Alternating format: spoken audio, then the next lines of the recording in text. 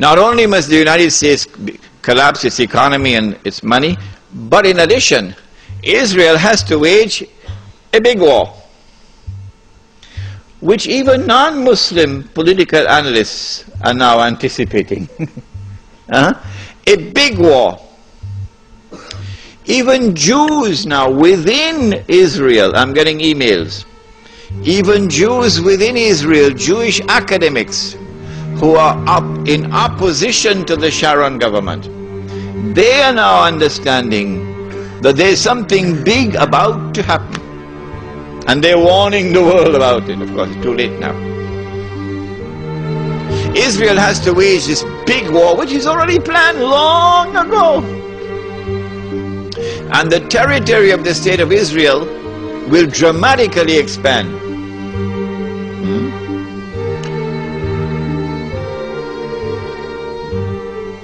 And the Palestinian problem will be solved because they'll be exported out. That is the massive human rights crime that the Israeli academics are now anticipating and warning the world about. But in addition, in order for Israel to become the ruling state in the world, not only must she take control of all of this territory, she must also control the oil. Now that's going to be a very, very important event in world affairs. If Israel takes control of this oil, Israel will have her hands on the throat of the world. Not so much Britain and the United States, because Britain has North Sea oil. The United States has a lot of oil, sufficient to meet its domestic consumption. And so who is going to have Israel at their throats? The answer, Europe, Japan, and the rest of the world dependent upon Middle East oil, but particularly Europe and Japan. Which is why at this moment you will notice a lot of strange noises coming out of Europe in hostility to the United States.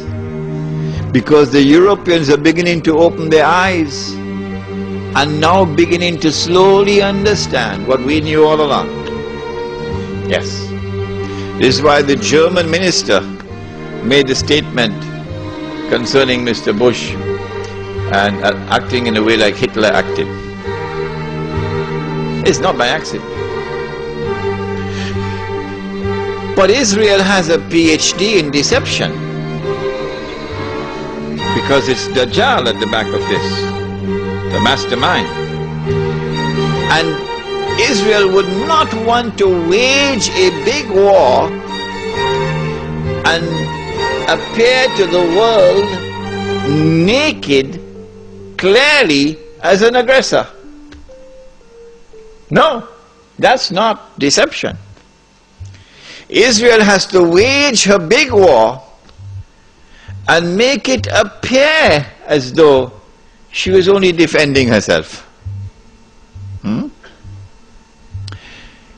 The only Muslim I know of who has had the capacity to be able to penetrate the deception that has been going on all these years, the only one I know of, was a man who never went to Al-Azhar University. Now, he wasn't a Sheikh. His name was Malcolm X. He's the only man I know of who had that eyes wish to see and clearly recognize the strategy and the deception. Read Malcolm X. How is Israel going to launch this big war and yet get away from being perceived by the whole of humanity as the aggressor, blatant aggression? You have to come with a good strategy. The strategy is this. Ariel Sharon goes into Masjid al-Aqsa with 1,000 Israeli military with him, with their shoes on, with the full knowledge that this calculated act of extreme provocation must have a response, a fiery response. And as the flames of the new intifada emerge, you must keep it burning by committing upon the Palestinian people more and more atrocities that drive them into a greater and greater rage. This is planning, this is strategy, this is not happening by accident. As Israel unleashes this barbaric oppression upon the Palestinian people, you must have a television station which you plant amongst them, which will cover this, that your Egyptian television would not cover, and your Jordanian government would not allow on Jordanian television. So you create something called Al Jazeera. And the Arab masses believe Al Jazeera is their station. This is the only place in the world we can get authentic information, Al Jazeera. So Al Jazeera is now used to portray all the atrocities. And so around the Arab world, the masses only have to tune into Al Jazeera and they know what's happening. And so the Arab masses become more and more angry, more and more enraged. And guess who begins to tremble now? The governments which are pro-American. The governments which have entered into peace treaties with Israel. These are the ones who are now trembling because their people are becoming more and more enraged. So Mubarak in Egypt and Saudi Arabia, I don't know if it's Fahad or Abdullah, and Abdullah in Jordan, and Sheikh Sabah in Kuwait, etc. Israel has to judge the temperature on the ground in the Arab world.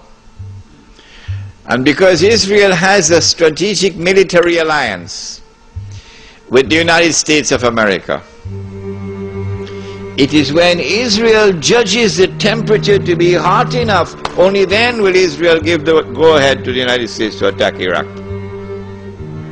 Only then. And you have to inform the whole world in advance that you're going to attack Iraq. So the masses must be expecting it. Why?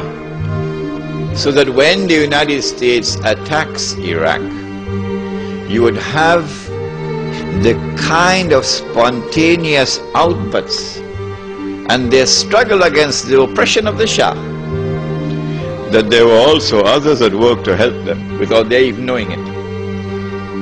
So they have finessed this methodology of how to bring the masses out onto the streets.